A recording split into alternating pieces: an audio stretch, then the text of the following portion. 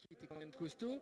Il aurait dû le surprendre, il aurait dû jouer à l'intox. Il faut être méchant dans le final, il faut être un peu joueur, il faut être acteur pour gagner une course. Il a été trop généreux. Et des regrets très certainement, alors qu'on va vivre ensemble ce podium. Fabienne Cancellara, 3e position sur Milan-San Remo.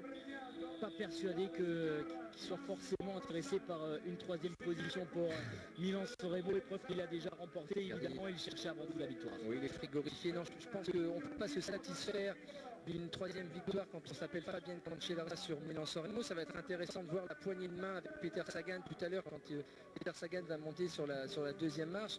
Mais voilà, je crois qu'on a compris que Fabienne Cancellara était dans de bonnes dispositions. On l'attend évidemment sur les prochaines classiques. Il va essayer de mettre à profit les classiques où les pavés sont présents.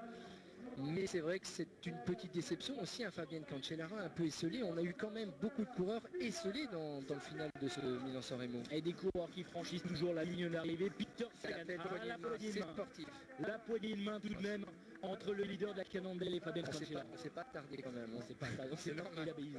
On s'est pas fait la bise, c'est normal. Peter Sagan, lui aussi, il doit être déçu parce qu'il est sorti du Tirreno Adriatico avec des jambes énormes. 2 victoires d'étape pour lui sur le Tirreno. Il espérait la victoire. Évidemment, on le voit sur son visage. C'est un sentiment de déception qui transpire sur son visage. C'est sans aucun doute le coureur le plus déçu ce soir sur ce Milan-San Remo parce qu'évidemment, la victoire... Elle lui était tout acquise, elle lui souriait ici sur Milan-San Remo. Toutes les conditions étaient réunies, il avait perdu un à tous les potentiels coureurs capables de le mettre en difficulté. Et vous voyez sur ce sprint, un coureur allemand de cette équipe d'Afrique du Sud, MTN Kubeba, est venu le sauter sur la ligne et les 20 derniers mètres. Et la victoire de Gerald de Solek après 5h37 minutes et 20 secondes. Il va falloir s'habituer désormais à ce nouveau maillot de l'équipe sud-africaine. La victoire pour Gerald de Solek qui a parfaitement manœuvré dans le final pour aller décrocher un premier Milan-San Remo ici sur le Longomare après une épreuve épique, perturbée par la neige, les conditions climatiques. Il en attendait un guerrier. On n'est pas déçu. On a eu des guerriers, on n'en a pas eu un, il n'y a que des guerriers évidemment. Tous les coureurs, il y en a encore qui terminent actuellement, qui passent la ligne d'arrivée à plus de 13 minutes 20 de Gerald Solek et il faut leur rendre hommage. Alors que la nuit est presque tombée déjà sur San Remo.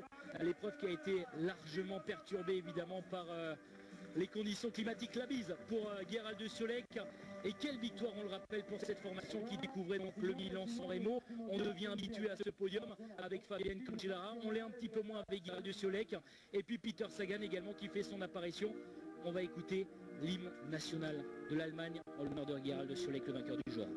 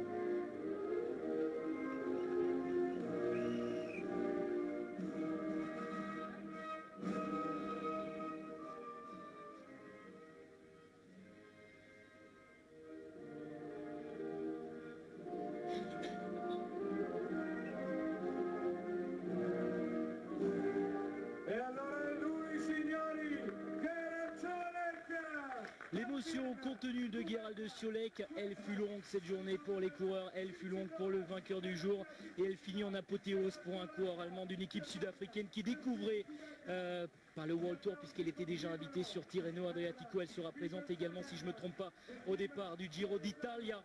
Fabienne Cancellara, 3e, une nouvelle fois 2e position pour Peter Sagan.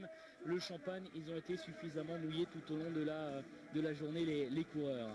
Oui, une journée qui restera sans aucun doute marquée et qui marquera l'histoire non seulement du cyclisme mais aussi de Milan-San Remo. Vraiment une journée fantastique pour tous les gens qui nous ont suivis, terrible pour les coureurs, mais ça fait partie de la légende du cyclisme. Allez, avant de rendre l'antenne, on va faire peut-être un dernier passage. Je ne sais pas si Samuel Olivier nous entend actuellement, il doit très certainement être à proximité du podium, la cérémonie protocolaire avec Guéral de Siolet qui s'attarde toujours sur le podium. Samuel? Absolument Emmanuel, je me trouve effectivement à quelques mètres du podium. Siolet qui va sortir de ce podium, Cancellara lui est déjà de l'autre côté. Ils vont passer dans quelques secondes maintenant dans ce qui ressemble à une zone mixte pour les premières réactions officielles à l'issue de cette 104e édition du bilan San Remo.